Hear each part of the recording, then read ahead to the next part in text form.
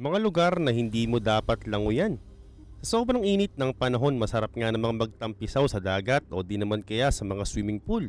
Pero mag-iingat ka dahil hindi lahat ng anyong tubig ay safe languyan.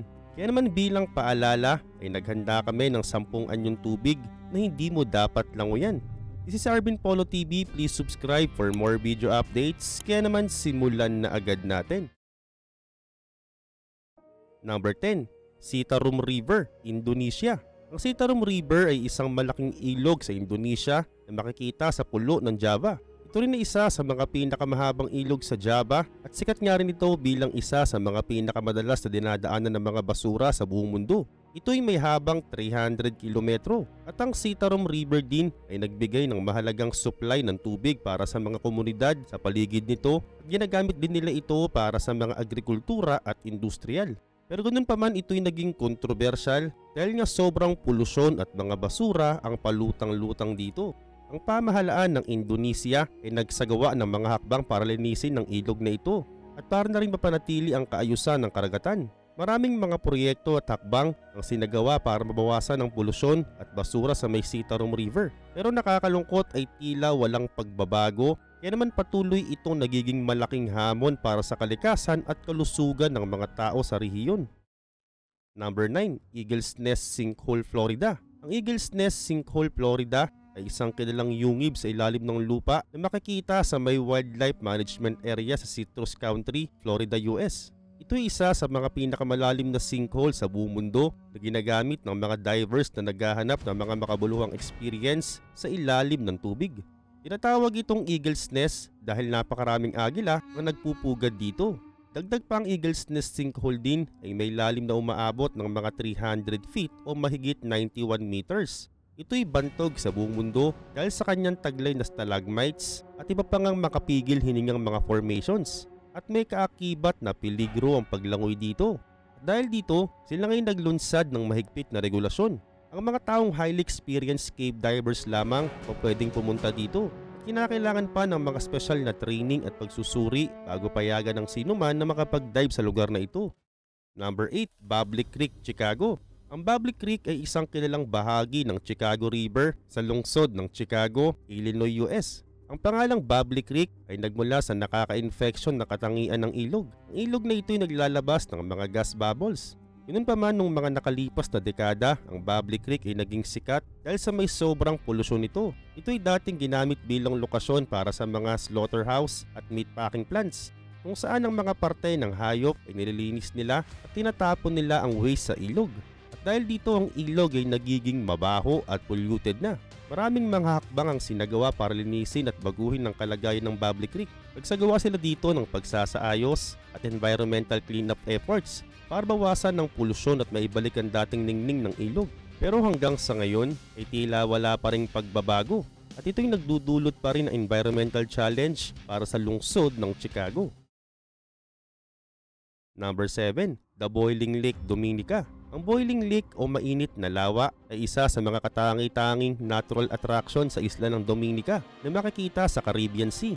Ito hindi isang tunay na lawa tulad ng kadalasang iniisip mo, kundi isa itong malalim at mainit na acidic thermal pond o hot spring. At mainit itong umaabot ng 180 hanggang 197 degrees Fahrenheit o 82 hanggang 92 degrees Celsius. So lapnos o higit pang sasapitin mo pag tumalon ka dito. At dagdag pa, napakalalim din ito. Ito'y may lalim na umaabot sa 60 hanggang 90 meters o 200 hanggang 300 feet deep.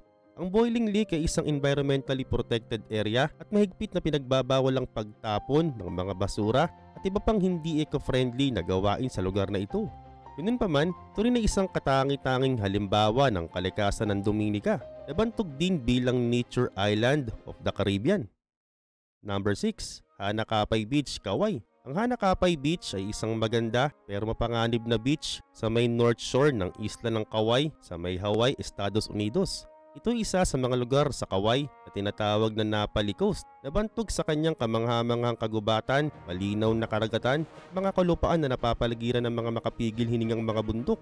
Pero dapat laging tandaan na ang Hanakapay Beach ay sikat din dahil meron siyang napakadelikadong alon at may nagaganap din ditong hindi inaasahang pag-ulan na maaring magdulot ng peligro sa mga bisita. Kaya't mahalagang pag-iingat at pagiging aware sa mga kondisyon ng panahon. Pero bakit nga ba delikado dito? Una, pupunta ka pa lang ay delikado na. Oo, para makapunta ka dito, maglalakad ka muna ng 3.2 kilometro sa masukal na kagubatan. At pag umulan, maaari kang madulas na pwede ring maging sanhi ng pagkabagok ng ulo mo. At bukod pa, pag narito ka na sa beach, ay pinagbabawal ang mag-swimming dito. Pero bakit?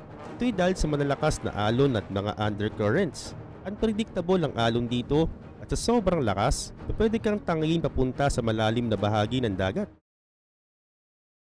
Number 5. The Amazon Basin, South America. Ang Amazon Basin o Amazon Rainforest ay makikita sa timog ng Amerika. Ito ay isa sa pinakamalawak na tropical na kagubatan sa buong mundo at sakop nito ang mga bansang Brazil, Peru, Colombia, Venezuela, Ecuador, Bolivia at Guyana. Ang Amazon Basin ay tanyag para sa kanyang mataas na biodiversity at kakaibang likas na yaman. Ito rin ay tahanan ng maraming uri ng mga hayop, mga halaman at mga tribo. Ganun pa man ng mga ilog din sa Amazon, ipinamamahayan ng mga peligrong hayop tulad ng buhaya, anaconda, electric eels at iba pang mga mababangis na predator. At bukod pa dyan, ng mga ilog din sa Amazon ay maaaring magdala ng mga waterborne disease gaya ng leptospirosis at iba pang mga sakit sa balat. At kung talagang mapilit ka at nag-swimming ka pa rin ay walang tutulong sa'yo. Karamihan kasi sa mga lugar sa Amazon Basin ay wala o limitado ang mga lifeguard. Ito'y nangangahulugan ng mga tao ay dapat maging lubos na handa para sa kanilang kaligtasan sa oras ng emergency. Number 4. Lake Victoria, Africa. May laki itong 70,000 square kilometro at ito na ang pinakamalaking lawa sa Africa. At ikalawa din ito sa pinakamalaking freshwater lake sa buong mundo. Makikita ito sa silangang bahagi ng Africa at ito'y bahagi ng African Great Lake System. Ayon sa ulat, 5,000 na ang nawawalang parang bula dito taon-taon. Mukha lang siyang tahimik sa unang tingin pero marami ng mga tao ang nagkakamali ng akala sa Lake Victoria. Pero bakit? Ang klima kasi sa paligid ng Lake Victoria ay unpredictable o pabago-bago depende sa mood niya. Oo, kahit na sa unang tingin ay mukhang maayos ang panahon ay itong maaaring biglang magbago. Bukod pa ang mga biglaang ulan, malalakas na kidlat at mga hindi inaasahang pagbabago sa panahon ay maaaring magdulot ng delikadong sitwasyon para sa mga lumalangoy. Kilala din ng Lake Victoria sa mga erratic waves. Ang mga malalakas na alon at mga biglaang pag-alsa ng mga alon ay maaaring magdulot ng panganib sa mga lumalangoy, lalo na sa mga hindi profesional na swimmer. Dagdag pa ang ilalim din ng tubig ng Lake Victoria ay maaaring magkaroon ng malalakas na mga alon o currents at ito'y maaaring magdulot din ng pag-angat o pagkakaroon ng hirap sa paglangoy para sa mga hindi biyasang swimmer. Number 3. Rio Tinto, Spain. Ang pangalang Rio Tinto ay nangangahulugang pulang ilog sa wikang Espanyol at ito'y tinatawag na ganon dahil sa kakaibang kulay ng tubig niya. Ang ilog ay may kulay pula hanggang orange-brown dahil sa mataas na antas ng mga chemical tulad ng bakal at mga heavy metals sa may tubig. Kilala din ito sa mayamang kasaysayan ng mining at ito'y isa sa mga pinakamatandang minahan sa buong mundo at ito'y nagdala ng yaman at pag-unlad sa rehiyon. Ang pagmimina ng mga bakal at iba pang mga yaman ng lupa ay nagiging pangunahing industriya sa lugar. Pero napakadelikado ang mag-swimming sa Rio Tinto sa Spain dahil sa mga panganib at kondisyon nito na maaaring magdulot ng peligro sa kalusugan at kaligtasan ng mga tao. Ang Rio Tinto din ay kilala sa mataas na antas ng mga chemical na maaaring maging masama sa kalusugan ng tao. Ito'y nagmula sa mga historical mining operations sa lugar at ang mga chemical na ito gaya ng mga heavy metals at acidic compounds ay maaaring magdulot ng kontaminasyon sa tubig na maaaring magkaroon ng masamang epekto sa kalusugan ng tao. At ang paglubog sa tubig nito ay maaaring magdulot din ng pagkakaroon ng mga skin irritation, respiratory problems o mas malubha pa. Number 2. Jacob's Well, Texas. Ang Jacob's Well ay isang natural artesian spring na makikita sa may Texas Hill Country, malapit sa lungsod ng Wimberley, Texas, US. Ito'y kilalang atraksyon sa rehiyon dahil sa kanyang kakaibang ganda ng kalikasan. Ang Jacob's Well din ay isang natural na bukal na bantog para sa kanyang kagandahan at kaakit-akit na anyong tubig. Ganun pa man, kilala din itong delikado. Napakalalim kasi nito. At sa ilalim din nito ay merong mga underwater cave system na nagiging mas komplikado pag mas lumalalim pa. Kaya naman ito nagiging sanhi ng panganib para sa mga nagsiswimming, lalo na para sa mga hindi eksperto na divers o swimmers. Ganun pa man sa mga nakalipas na dekada, marami ng aksidente na itala sa Jacob's Well. Kabilang na ang mga pagkawala at pagkamatay ng mga tao na nagtatangkang mag-swimming o mag-dive sa kadaliman. At heto pa, ang kondisyon din ng tubig sa may Jacob's Well ay pabago-bago depende sa panahon at iba't ibang mga kadahilanan. Ang masamang lagay ng panahon, pag-ulan o iba pang natural na pangyayari ay maaaring magdulot ng pag-akyat ng tubig na nagre-resulta din ng mataas na panganib para sa mga nakapalibot sa balon. Number 1, ang pinakahuli, sa Mae San Hole, Thailand. Ang sa Mae San Hole ay isa sa mga tanyag na dive site o lokasyon para sa mga divers sa may Thailand. Makikita ito sa Gulf of Thailand, malapit sa bayan ng Sa Mae San. Ito ay isang kilalang destination para sa mga taong interesado sa scuba diving dahil nga malinis ang tubig dito, maganda rin ang coral formations at marine life. Pero kung hindi ka biyasang diver ay wag na wag ka mag-swimming dito. Pero bakit? Ang Sa Mae San Hole kasi ay may lalim na umaabot ng 30 meters o 100 feet o mas higit pa.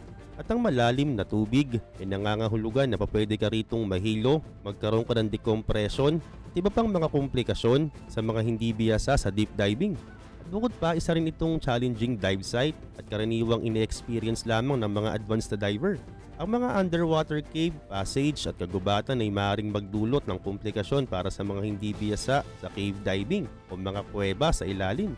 At dagdag pa dahil sa kalaliman ng dive site, pwede ring mawala ang mga divers, lalo na kung di nila sinusunod ang mga patakaran at safety protocols. At last, hindi recommended ang pag-swimming sa Mae San Hole para sa mga hindi biyasa sa deep diving o cave diving. Ang mga divers na nagbabalak na bisitahin ng lugar ay dapat magkaroon muna ng sapat na kaalaman, karanasan at pagsasanay sa teknikal bago subukan ng pag-explore sa Mae San Hole.